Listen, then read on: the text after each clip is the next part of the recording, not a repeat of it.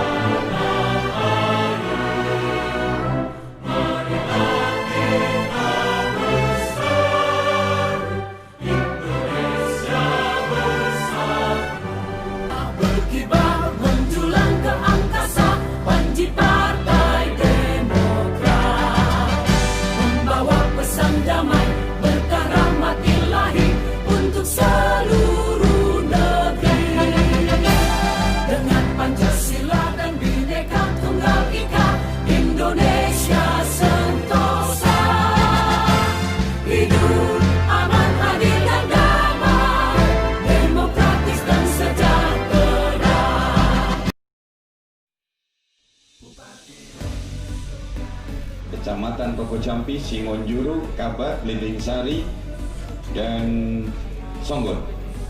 Jadi saya terpilih karena 5 kecamatan sudah memilih saya, sehingga saya terpilih menjadi anggota DPRD. Dan alhamdulillah saya juga diberi kesempatan menjadi salah satu pimpinan DPRD Kabupaten Banyuwangi berkat dukungan dari masyarakat Kabupaten Banyuwangi. Kemarin di Kecamatan Linding Sari bahkan sempat ribut kok biaya negara digunakan untuk kampanye. Tidak tahu bahwa reses yang saya lakukan ini dibiayai oleh Partai Demokrat sendiri, bukan biaya negara, Pak. Kalau reses dibiayai oleh negara, tidak boleh ada simbol partai. Kadang-kadang membingungkan gitu, Pak Haji. Ya. Dan semua reses itu uang negara. Kebetulan sekarang ini saya ulangi, biaya dari Partai Demokrat. Pada kesempatan nanti reses, silakan Bapak Ibu yang hadir di sini mewakili desanya masing-masing, ungkapkan apa yang diinginkan oleh masyarakat di desa jenengan masing-masing. Jangan sampai ya yang selama ini masyarakat menuduh ya DPR atau orang-orang politik itu seringkali suka membohongi rakyat. Ketika jadi tidak pernah datang kembali ke rakyat, kan begitu Pak ya? Setelah jadi lupa. Saya hari ini datang ke masyarakat ingin menanyakan apa yang dibutuhkan oleh masyarakat, nanti ungkapkan pada saat reses nanti. Sebelum saya memulai reses, saya ingin menyampaikan pesan dari Ketua Umum saya, Ketua Umum Partai Demokrat, yaitu Mas AHY. Tahu, Bapak Ibu? AHY tahu? Tahu? Dari mana? TV ya? Pernah sekali di Banyuwangi. Jadi Mas AHY masih muda, ganteng, gagah, ya, dan baik hati. Baru menjadi Ketua Umum Partai Demokrat pada bulan 3 yang lalu. Ada salam dari beliau dan beliau mengatakan tolong sampaikan Pak Michael kepada masyarakat Banyuwangi salam sayang dari Mas AHY untuk masyarakat Banyuwangi. Ketika beliau dipilih menjadi Ketua Partai Demokrat pada bulan 3 dan pada saat itu Indonesia terserang virus pandemi Corona, kan gitu. Sampai sekarang virus ini belum ada obatnya.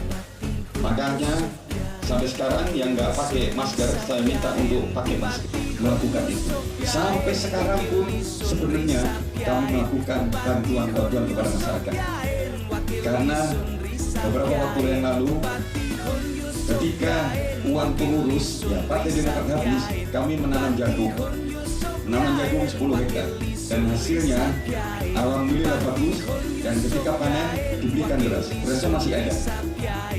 Ketika kami beberapa waktu yang lalu memasuki pilkada ini, kami dipindahkan oleh Panwas tidak boleh memberikan bantuan karena dianggap money politik. Padahal kami ini instruksi ya dari Partai Demokrat, DPP Partai Demokrat memberikan bantuan kepada masyarakat yang kena dampak virus corona. Kedepan setelah pilkada ini ya, supaya tidak dituduh money politik, nanti kami pasti akan melanjutkan memberikan bantuan kepada masyarakat yang kena dampak, khususnya masyarakat yang tidak mampu. Bahkan mungkin di kalangan Kabupaten Banyuwangi sudah tahu jalan mulai dari SD Pengadilan sampai ke timur. Jangankan ngomongkan hujan, Pak, gini itu banjir. Dan saya berani ngomong di sini, dulu saya pernah mengajukan ke anggota dewan, sampai sekarang tidak digubris. Mungkin pas hujan sampai tak telepon, tak kontak Pak Michael. Ben warung saya ngomong lagi. Permintaannya apa? Jalan gitu. Mungkin sudah tahu atau buat kekurnya kata banjir karena apa? Usul, kalau aku tahu usul, kenapa saya butuh apa, jalan air atau bagaimana? Ya Kemarin itu sudah dilaksanakan, cuman saya lihat kok kurang lebar, kecil kan gitu Pak, selama lihat. Akhirnya air itu masih tetap Salurannya itu kekecilan. iya kecilan. Jadi usulannya itu Pak. Ya, terima kasih. Usulan kami, permohonan kami sebagai masyarakat Dusun Rujak ataupun masyarakat yang lain mengharapkan bantuan ataupun sumbangsihnya mungkin lampu. Ya. Terima kasih. Gus Yusuf dan Gus Reja. Menang. Amin ya Rabbal Alamin. Kami datang di sini karena ini konteksnya adalah serat aspirasi. Kami tidak akan minta ikannya, Pak Michael. Kasihlah pancingnya aja. Bagaimana 70 orang yang ada di Dusun Pengadilan ini yang perlu harus kita sambung ini setiap bulannya itu eksis mendapat bantuan.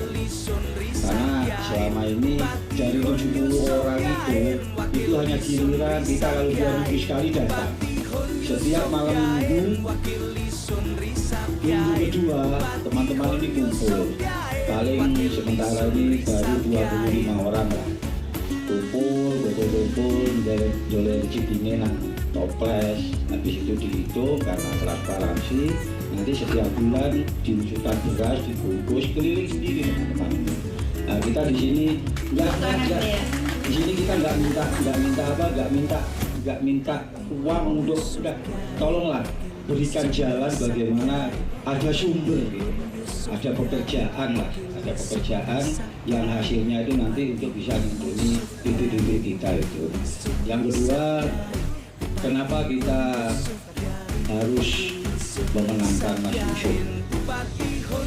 Saya beserta teman-teman sudah ngomong berbulan-bulan yang lalu lewat orangnya Pak Michael, yaitu Pak Faisal. Kebetulan pemuda yang ada di Pengadilan ini kritis.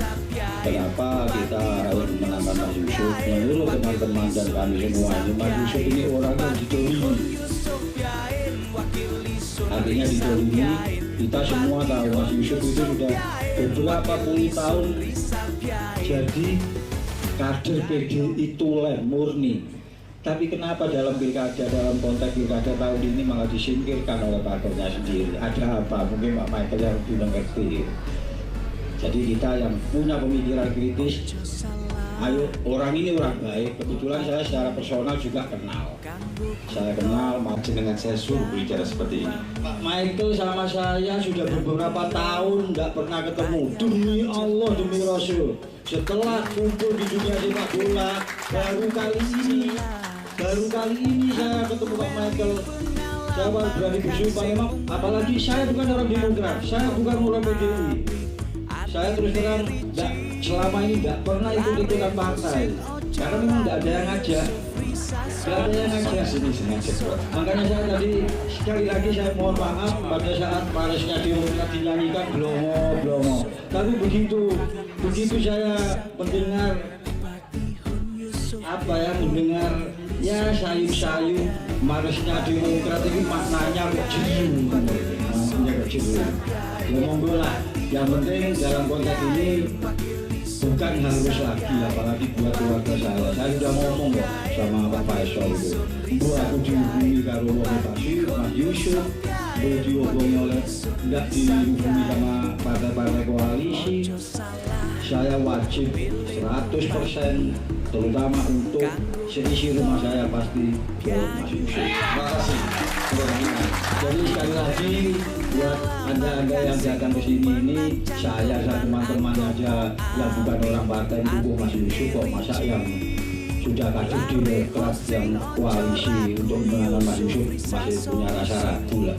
Ya, kita tidak harus mendukung Mas Yusuf, tapi wajib lebih dari harus. Ya, oke. Ya, terima kasih. Pertanyaan lagi? Ya, sudah. Terima kasih. Mudah-mudahan kader-kader saya melihat di GTV sampai bicara memberikan semangat di sini, bukan kader tapi tokoh masyarakat. Tapi melihat di rumah karena ini siaran langsung, seluruh pelosok Banyuwangi bisa menyaksikan. Terima kasih banyak. Pokoknya saya jawab yang ini dulu. Ya, Pak Yon mengenai banjir, saya jawab dengan dua Pak Suhaili, murid ya. Oke, nanti saya suruh lihat ya, nanti pengairan supaya apa yang perlu dilakukan. Kalau untuk memperlebar, nanti saya akan menganggarkan untuk pelebaran untuk air itu supaya tidak meluber ke jalan. Ketika saya sebelum memberikan rekom kepada Pak Yusuf saya panggil dan saya mengatakan kepada Pak Yusuf, pemerintah Pak Yusuf itu baik bersama Pak Anas, benar kan? Sangat baik dan terkenal di mana-mana. Bangunan maju, nggak ada yang protes, maju. Hotel maju, banyak sekali, sangat baik. Tetapi pemerintahan ini bukan hanya bangunan dan bangunan saja, perlu kesejahteraan rakyat, kan gitu. Makanya saya tanya, apakah di desa Jenengan semua sudah sejahtera? Saya katakan pada Pak Yusuf, seperti itu. Selama 10 tahun Pak Yusuf, saya menjadi ketua Partai Demokrat. Dan saya tahu, dan saya juga berasal dari orang yang miskin. Mohon maaf. Saya tahu potensial di Banyuwangi. Dan saya mau mencalonkan bupati ini karena dorongan masyarakat. Sebenarnya saya nggak mau mencalonkan. Kenapa? Seperti yang dikatakan Pak Imam tadi, partai saya saja tidak mencalonkan saya. Saya dibuang. Bagaimana? Apakah partainya Pak Ketua mau mencalonkan saya? Saya sudah minder. Tetapi karena dorongan masyarakat, dorongan teman-teman saya ingin maju, datang ke Partai Demokrat. Kalau Partai Demokrat mau mempercayai saya ingin berbuat untuk menolong bagaimana rakyat itu sejahtera. Yang agak keras tepuk tangannya supaya Pak Yusuf mendengar itu waktu di Tegal Lima. Iya, Pak Yusuf mengatakan seperti itu. Dan saya hanya 1 periode saja, hanya 5 tahun. Kalau diizinkan dipercayakan rakyat Banyuwangi, hanya 1 periode saja saya ingin mengabdi kepada rakyat Banyuwangi. Tidak tambah-tambah lagi, tidak memberikan kepada keluarga saya, katanya. Itu yang dikatakan Pak Yusuf. Untuk itulah saya membawa merekomendasikan Pak Yusuf. Bukan saya diiming-imingi uang oleh Pak Yusuf, karena Pak Yusuf tidak punya uang yang banyak. Saya tidak diberikan uang supaya saya memberikan rekomendasi kepada Pak Yusuf. Tapi karena saya tahu Pak Yusuf mau memikirkan rakyat sesuai dengan visi misi Partai Demokrat, sehingga saya mau berjuang untuk merekomendasikan kepada Pak Yusuf. Walaupun begitu banyak tantangan dan rintangan, ketika saya membawa Pak Yusuf, begitu banyak tantangan dan rintangan. Saya ini siapa? Saya ini hanya ketua DPC Kabupaten Banyuwangi yang menentukan orang-orang sana, orang-orang Jakarta, ketua umum dan semua pengurus-pengurus di sana. Cuma pengurus DPC Banyuwangi mengusulkan dan meyakinkan ini calon yang benar-benar baik untuk rakyat Banyuwangi. Begitu banyak tantangan yang kami hadapi di sana. Banyak fitnah-fitnah ke sana. Dan saya diberitahu, kenapa Pak Michael mengusung Pak Yusuf? Kenapa Pak Michael tidak mengusung yang menang? Kenapa Pak Michael tidak mengusung orang yang punya uang duit, yang duitnya banyak? Pak Yusuf itu tidak ada duit. Bagaimana cara memenangkannya? Sampai seperti itu. Terus ditekan saya supaya saya tidak mencalonkan Pak Yusuf. Selama saya menjadi ketua Partai Demokrat 10 tahun, setiap tahun 2 kali menghadap beliau dan diberi bimbingan beliau. Selama 10 tahun saya tidak pernah diajarkan Pak SBY, Pak Michael, lakukan apa saja, akali rakyatmu, menghalalkan segala cara. Pak SBY tidak pernah mengajarkan itu. Kalau membesarkan partai, jangan melakukan hal-hal yang tidak baik. Kalau ingin besar Partai Demokrat, satu, cintai rakyatmu, dekati rakyatmu. Apa yang diinginkan rakyatmu, semua kader Partai Demokrat berjuang untuk membela rakyat. Bahkan yang membuat sempat saya menangis pada saat itu, tolong semua kader, Pak SBY dengan tegas mengatakan begitu, perhatikan masyarakatmu, khususnya masyarakat yang cacat, yang cacat. Pikirkan mereka dan pikirkan pekerjaannya.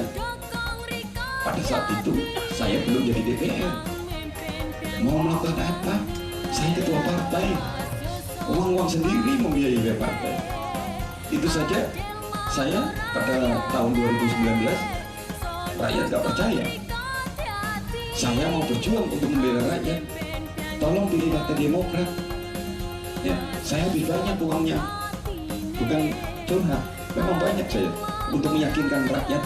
Ayo pilih yang baik.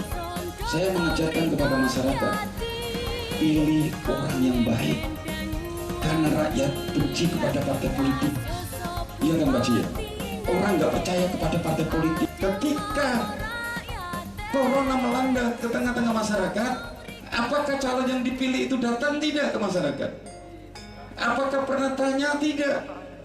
Apakah bagaimana kesehatannya? Kalau seperti itu, untuk kedepannya janganlah main-main di politik ini. Kalau ingin mau berubah, Banyuwangi ini sangat kaya. Kalau main-main seperti ini, nasib kita ya seperti ini.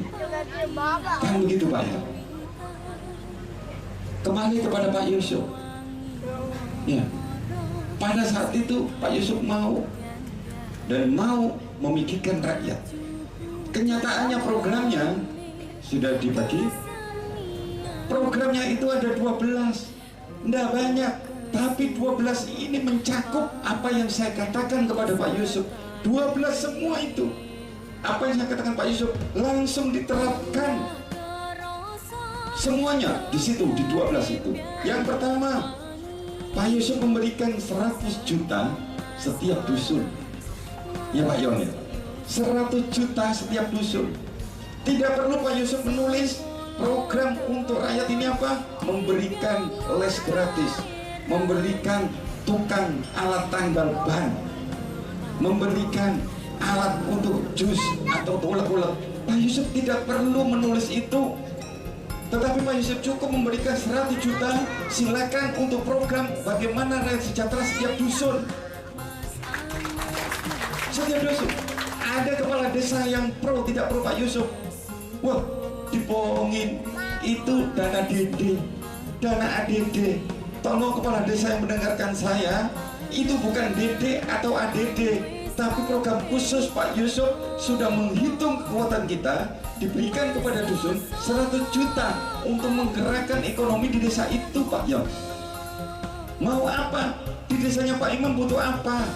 Yang kata Pak Imam itu kan, saya tolong berikan kail. Ini bukan kail lagi. Semuanya umpan dan kail di situ silakan pakai. 100 juta itu gunakan untuk menolong rakyat. Itu program yang handal. Tidak perlu rakyat menanyakan program-program yang lainnya seharusnya dengan program itu. Tetapi ada tambahan lagi. Satu, Pak Yusuf menginginkan setiap keluarga miskin itu harus jadi sarjana. Kan begitu? Kan tertulis. Tujuannya apa? Supaya bisa mengangkat keluarga miskin ini ketika jadi sarjana. Siapa tahu jadi tentara. Siapa tahu jadi kapolsek seperti Pak Agung, kan begitu? Banyak bayar sekolah, bos gratis. Tetapi biayanya untuk dari rumah ke sekolah, biaya makannya, biaya lain-lainnya itu lebih besar, kan begitu? Seorang ibu pasti akan mencintai anaknya, bagaimana anaknya ini bisa sekolah dengan baik, bisa makan, bisa ada vitaminnya.